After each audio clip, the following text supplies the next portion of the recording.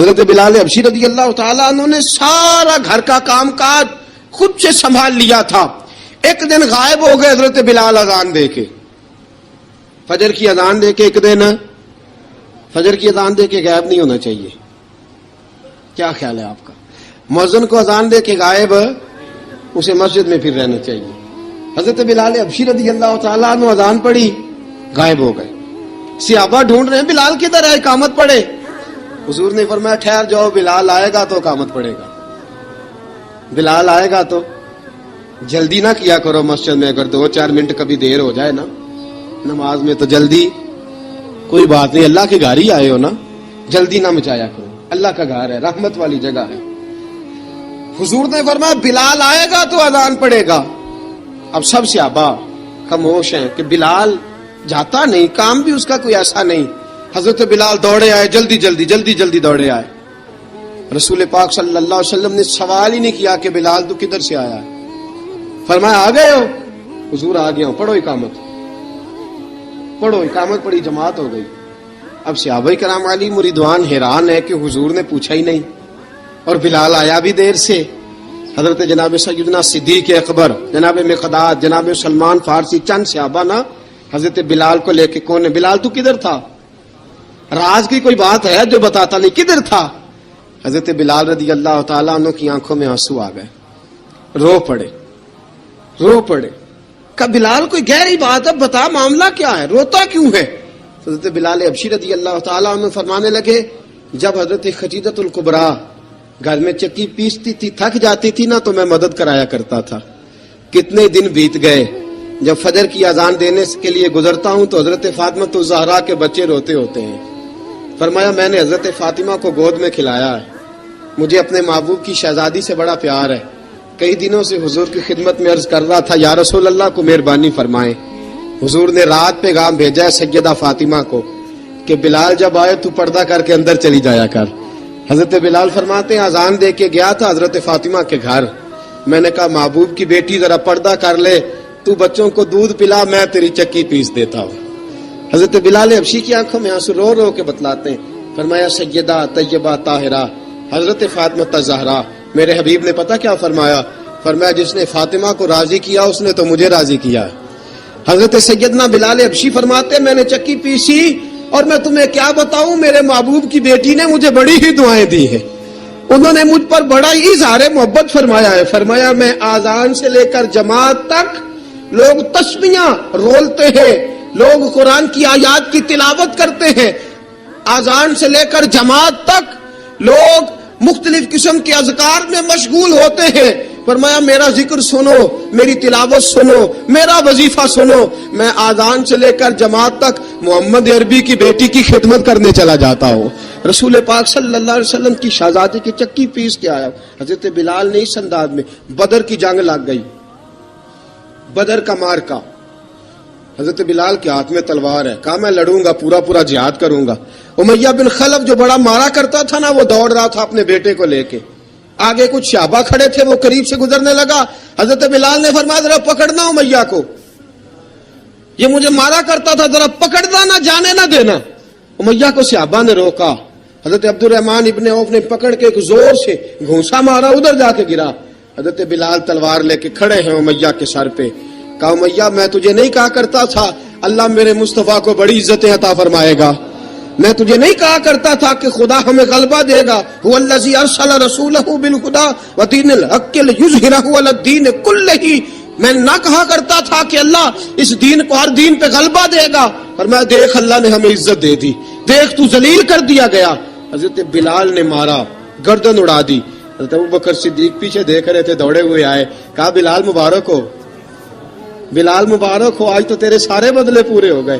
حضرت بلال نے سجدہ شکر ادا کیا.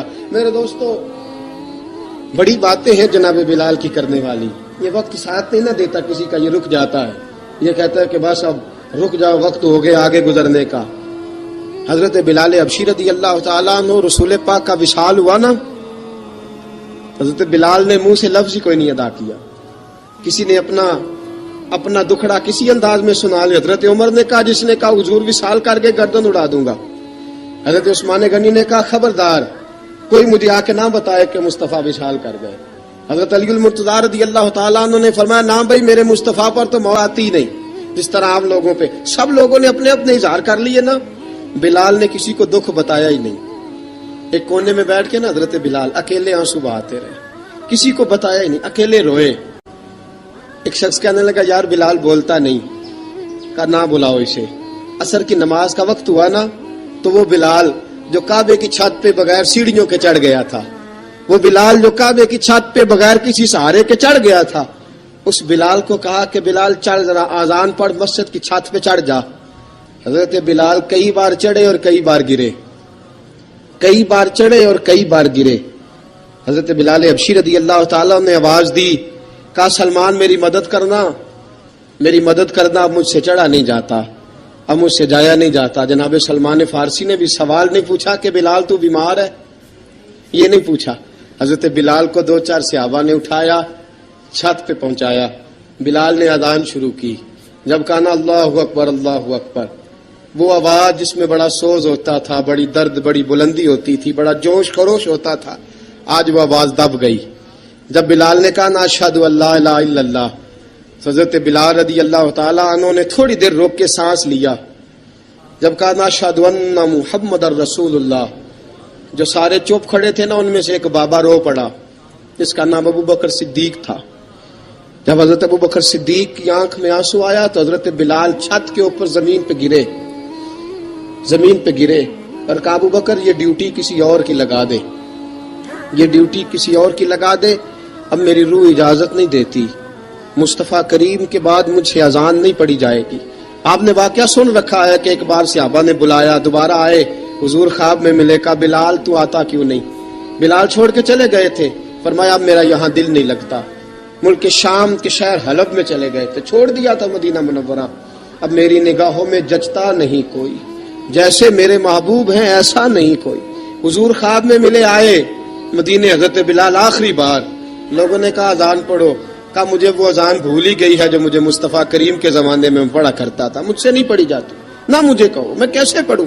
امام حسن اور حسین نے آ کے دامن تھاما نا تو کہا بیٹا میں تمہاری نانی کا بھی نوکر رہا ہوں، میں تمہاری ماں کی چکی بھی پیستا رہا ہوں، مجھ سے کوئی فرمائش نہ کر ڈالنا، میں نے نوکری کی ہے اور مجھے اگر اللہ نے توفیق دی تو میں تمہارے بچوں کے پیر بھی دھویا کروں گا۔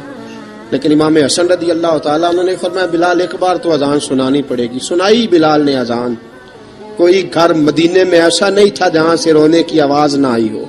حضرت عمر فاروق رضی اللہ تعالیٰ عنہ اپنے زمانے میں شام گئے تو جناب بلال حبشی رضی اللہ تعالیٰ عنہ سے کہا کہ اذان پڑھو۔ حضرت بلال نے فرمایا میں پڑھ ہی نہیں سکتا، بڑی ہمت کے بعد اذان پڑھی اور جناب بلال نے کہا تم اگر روئے نہ تو میں اذان پڑھوں گا، رونا نہ، وعدہ لے لیا۔ حضرت عمر تو نہ روئے لیکن معاذ ابن جبل نے رونا شروع کر دیا۔ جب معاذ ابن جبل روئے تو پھر عمر بھی روئے، جب عمر روئے تو پھر بلال بھی روئے۔ وہ اذان اشہد ان لا الہ الا اللہ تک گئی، رسول پاک کے بعد پھر اذان اس سے آگے بڑھ نہ سکی۔ حضرت بلال کا وقت وصال آیا۔ حضرت ابو درداء کے داماد تھے جناب بلال حبشی۔ حضرت ابو درداء بہت معتبر صحابی ہیں، ان کی بیٹی حضرت بلال کے گھر میں تھی۔ حضرت بلال کا وقت وصال آیا تو آپ کی بیوی کہنے لگی بڑے افسوس کی بات ہے، آپ بچھڑ رہے ہیں۔ فرمایا افسوس نہ کر، مجھے مبارک دے، میں آج بچھڑوں گا تو جا کے رسول پاک سے ملاقات کروں گا۔ حضرت بلال حبشی نے، میرے دوستو، غریب آدمی تھے نا، مال تو زیادہ نہ دے سکے لیکن انہوں نے خدمت اس طرح کی، آپ میں کھنگالتا رہا کتابیں، 28-29 کتابیں میں نے کھنگالی اس ہفتے میں حضرت بلال پر۔ حضرت بلال کا دعویٰ ہی کوئی نہیں، پوری کتابوں میں، پوری سیرت میں کہیں کوئی دعویٰ ملتا؟ کہیں نہیں کہا میں نے یہ خدمت کی ہے۔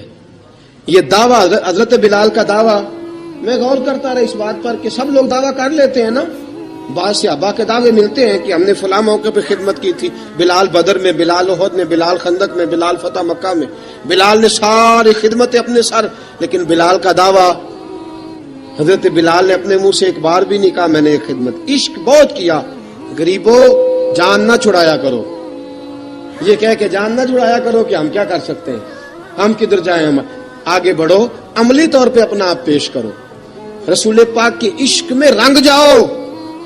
حضرت سیدنا عمر فاروق رضی اللہ تعالیٰ عنہ فرماتے تھے بلال اب تو حبشی غلام نہیں، اب تو مصطفیٰ کے صحابہ کا امام ہے، اب تو ہمارا امام ہے.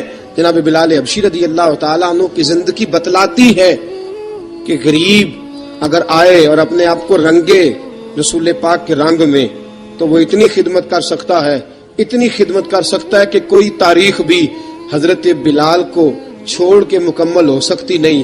کوئی بھی تذکرہ جناب بلال کو چھوڑ کے صحابہ کے تذکرے مکمل ہو سکتے نہیں. اور جہاں جہاں بھی عشق کی داستان لکھی جائے گی پہلے بلال کا نام لکھا جائے گا، پھر بات آگے بڑھے گی. اللہ ہمیں بھی حضرت بلال کے عشق کا قطرہ نصیب کرے، ہمیشہ مدحت خیر الانام میں گزرے. دعا ہے یہ عمر درود و سلام میں گزرے. وآخر دعوانا